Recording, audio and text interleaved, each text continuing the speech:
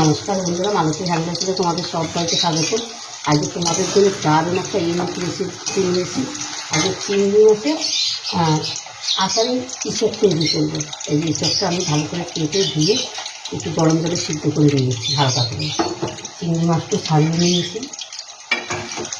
আর এই আচারের ইঁচড়টা দারুণ, এদিকে আচারই হবে মানে আচারটাও নিয়ে নিয়েছি। আচারের মশলাটা আমার বানানো ছিল। এখানে আছে বন্ধুরা, এনে জিরা, ধনিয়া, তারপরে মৌরি আর শুকনো লঙ্কা, তার মধ্যে আছে তোমার কটা সর্ষে। এই দিয়ে আমি আচারের মশলাটা আমার রেডি করা মশলার ভিডিওটা তোমরা দেখে নিতে পারো। আর এখানে আমি তেলটা দিয়ে আমি এই আলুগুলো একটু ভেজে নিচ্ছি হালকা করে।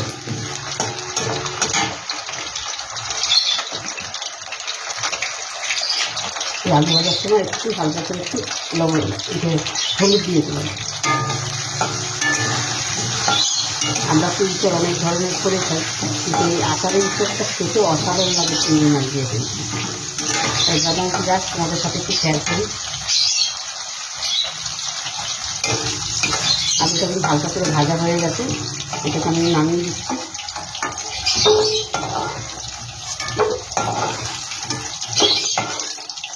আলুটা আমার পাতলা পাতলা কাটা কেন, কালকে আমি একটা রেসিপি করেছি সেটাই রেখে দিয়েছি, ওইটাই আমি ইঁচড়ে আমি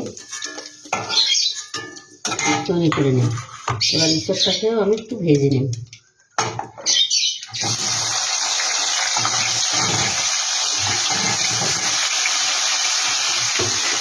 আচারের গন্ধটা দারুণ আসছে। এখানে হালকা করে একটু লবণ দিয়ে দিলাম,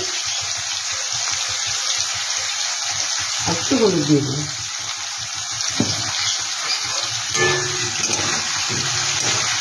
এটা দেখতে আমি ভালো করে ভেজে নিচ্ছি।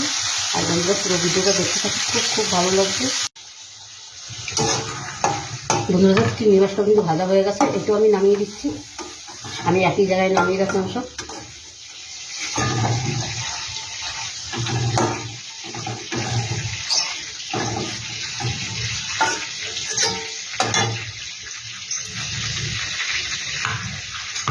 আর ফোড়নের জন্য দিয়ে দিচ্ছি একটা শুকনো লঙ্কা, একটা তেজপাতা, গোটা গরম মশলা দিয়ে দিলাম। এটাকে হালকা করে একটু ভেজে নেব। ওই তেলের ভিতরেই কিন্তু আমি রান্নাটা করে নিচ্ছি।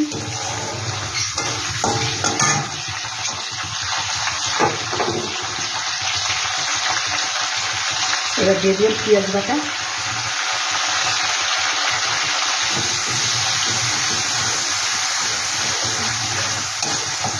পেঁয়াজটা একটু হালকা করে একটু ভেজে নিচ্ছি। তারপর এখানে দিয়ে দিলাম আদা, রসুন, কাঁচা লঙ্কা বাটা। এটাকে একটু নেড়ে নিচ্ছি, রসুনের কাঁচা গন্ধটা চলে যাবে।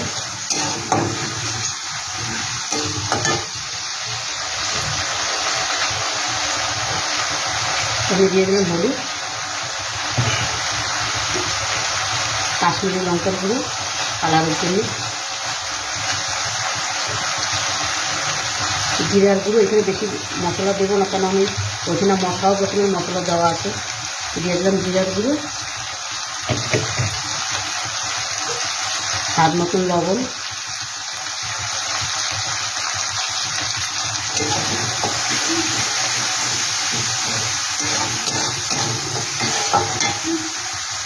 একটা টমাটো বেটে রেখেছি, সেই টমাটোটা দিয়ে দিচ্ছি।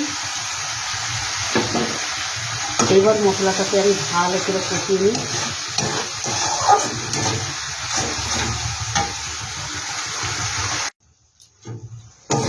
বন্ধুরা মশলাটা থেকে কিন্তু খুব সুন্দরভাবে তেল ছেড়েছে। এখানে দিয়ে দিচ্ছি একটু টক দই, একটু বাটিটা ধুয়ে একটু জল দিয়ে দিচ্ছি হালকা করে।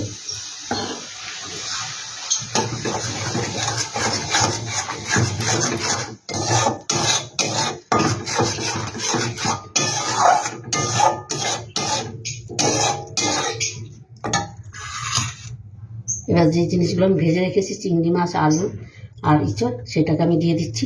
এটার সাথে এটা ভালো করে কষাবো।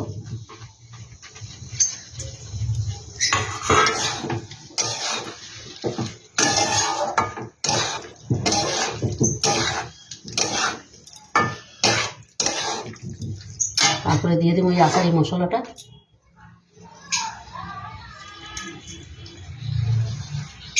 এটা আবার একটু পরে দেবো, তাই রেখে দিলাম।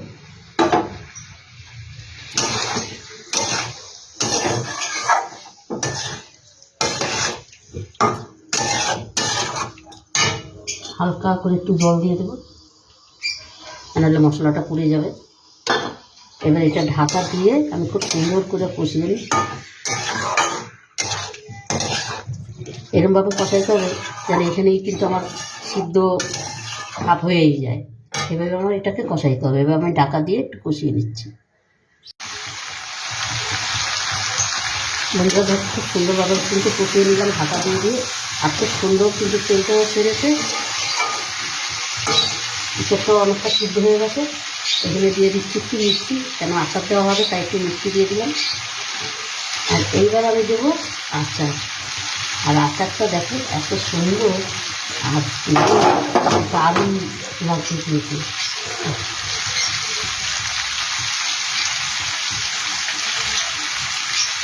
এটা কিন্তু আমার আমের আচার। এবার আচারটা একটু ভালো করে নেড়ে একটু জল দিয়ে দেবো।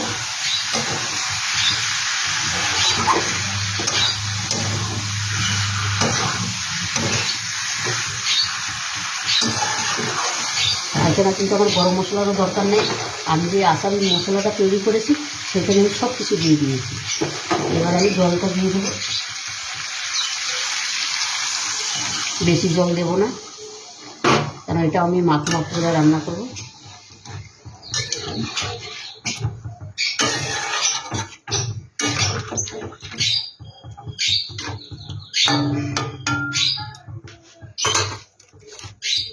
এবার একটু ঘি দিয়ে দেবো।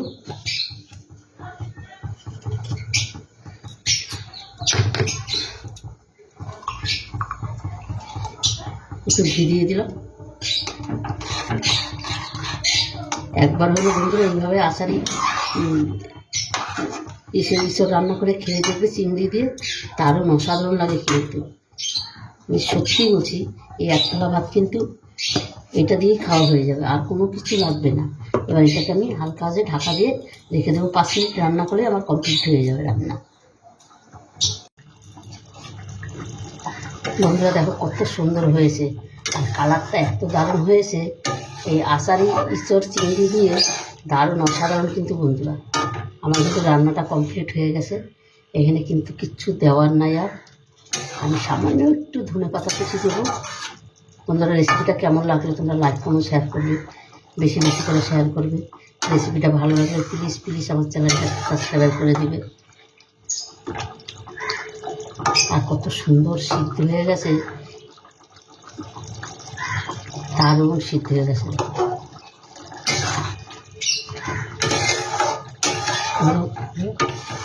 বন্ধুরা এইভাবে একবার তৈরি করে খেয়ে দেখবে, অসাধারণ লাগে কিন্তু। একদম 100% গ্যারান্টি। একদম সব কিছু একদম খুব সুন্দরভাবে সিদ্ধ হয়ে গেছে। এটা গন্ধেতে, কালারটা দেখে গন্ধেতে মনে হয় কি জিভে জল এসে যাচ্ছে, মানে এতটাই দারুণ লাগছে। ওদিকে চিংড়ি মাছ, ওদিকে আচার, ও অসাধারণ লাগছে কিন্তু।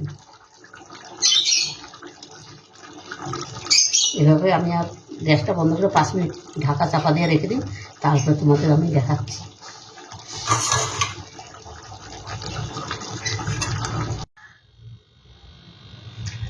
বন্ধুরা দেখো আচারি ইঁচড়টা কিন্তু আমার রেডি। আচারি ইঁচড়টা একটু বলতে একটু মানে মুখে বেঁধে বেঁধে যাচ্ছে, একটু টাইম লাগছে। বন্ধুরা দেখো কালারটা দেখো অসাধারণ হয়েছে কিন্তু।